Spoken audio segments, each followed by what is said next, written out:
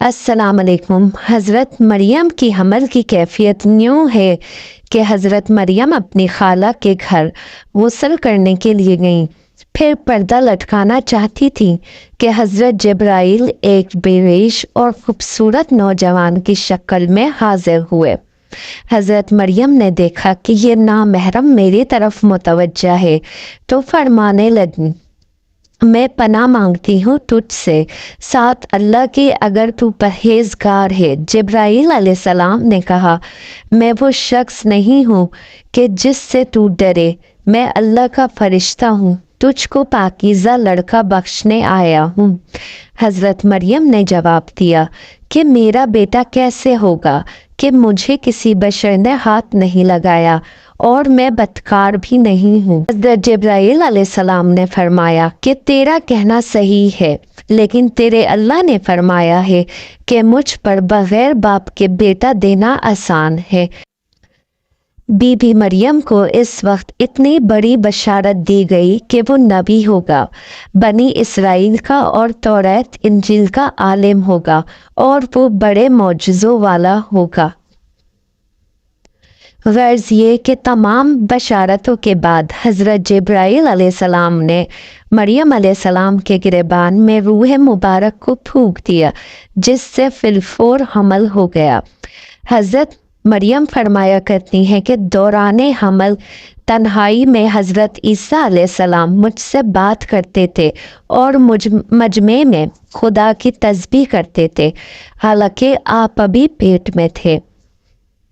یوسف نجار، جو مریم علیہ السلام کے ماموں کا بیٹا تھا، وہ بیت المقدس میں عبادت کرتا رہتا تھا۔ وہ کبھی کبھی حضرت مریم علیہ السلام کو خالہ کے پاس پہنچاتا تھا۔ جب حمل کی حالت سے آگاہ ہوا تو اس نے بھی تحقیقات کی، تو مریم علیہ السلام نے تمام واقعہ بیان کر دیا۔ جب ولادت کا وقت آ گیا تو حضرت مریم علیہ السلام کو قدرتی ندا ہوئی کہ اس شہر سے باہر چلی جاؤ، اگر تیری قوم تجھ کو اس کے پر دیکھے گی تو تجھ کو اور تیرے فرزند کو قتل کر ڈالے گی۔ حضرت مریم علیہ السلام بما یوسف نجار بیت المقدس کی طرف روانہ ہو گئے۔ حضرت جبرائیل علیہ السلام ان کے رہبر تھے۔ جب وہاں اتری تو شدید درد سے اتری اور پشت مبارک ایک خوش میوے کے درخت سے لگا بیٹھیں۔ ایک تفسیر میں ہے کہ ایک پرانا مکان تھا جس میں خوش کھجور کا ایک درخت تھا، جس سے ٹیک لگایا۔ پھر بغیر تکلیف کے حضرت عیسیٰ علیہ السلام پیدا ہوئے۔ اس وقت بی بی مریم نے عرض کیا، اے کاش میں اس حال سے پہلے ہی مر جاتی۔ اللہ تعالیٰ نے ملائکوں کو بھیجا اور اپنے فضل و کرم سے وہاں ہی ان کے پاؤں کے نیچے سے ایک پانی کا چشمہ ظاہر کر دیا۔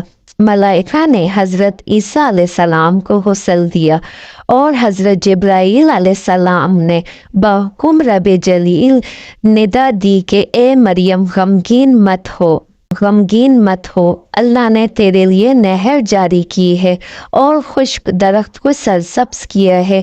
اب تو خرمے کی شاخ کو ہلا، وہ تجھ پر تازہ خرمے گرائے گا، اور تو تازے خرمے کھا پی اور بیٹے کے دیدار سے اپنی آنکھیں ٹھنڈی کر۔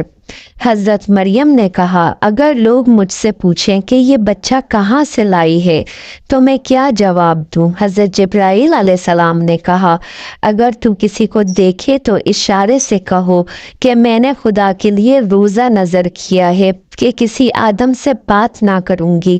اس زمانے میں کھانے اور پینے کے علاوہ باتوں سے بھی روزہ ہوتا تھا۔ حضرت مریم فرشتے کی بشارت سے بے غم ہو گئیں اور نفاس کی مدت ختم ہونے تک 40 روز وہیں رہی، پھر اپنے گھر واپس آئیں۔ ہر طرح کی بشارتیں بی بی مریم کو فرشتے نے بتا دی تھی اور سوال کا جواب بھی بتا دیا تھا کہ تو بچے کی طرف اشارہ کر کے کہہ دینا کہ اس بچے سے پوچھ لو۔ بنی اسرائیل نے یہ صورتحال دیکھ کر بڑے غصے سے کہا، یہ کیا برا کام تو نے کیا ہے، اے ہارون کی بہن، اور تیری ماں بھی بدکار نہ تھی۔ حضرت مریم علیہ السلام نے حضرت عیسیٰ کی طرف اشارہ کیا کہ اس سے پوچھ لو۔ پھر سب غصہ ہو کر بولے کہ تو ہم سے مسخرے کرتی ہے کہ ہم اس چھوٹے بچے سے کیا باتیں کریں۔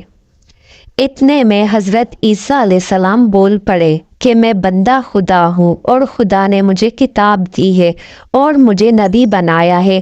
جب یہود نے یہ معجزہ دیکھا تو ان کی زبان بند ہو گئی، اور ساتھ ہی حضرت عیسیٰ نے یہ بھی فرما دیا کہ میں پیدا بھی سلامتی سے ہوا ہوں اور سلامتی ہی کے ساتھ مروں گا اور پھر سلامتی سے ہی اٹھوں گا، یعنی میری پیدائش اور دوبارہ جی اٹھنے کے بعد بھی مجھ پر سلامتی ہے۔ ان تمام باتوں سے قوم کو پختہ یقین ہو گیا کہ یہ خدا کے بندے ہیں۔ اس کے بعد حضرت مریم علیہ السلام کی بڑی تعظیم کرتے تھے، لیکن بعض بغض رکھنے والے لوگوں نے اپنے دل میں یہ طے کر لیا تھا کہ ان کو تنگ کرتے رہیں گے، اور ایک ظالم بادشاہ کو یہ خبر پہنچا دی۔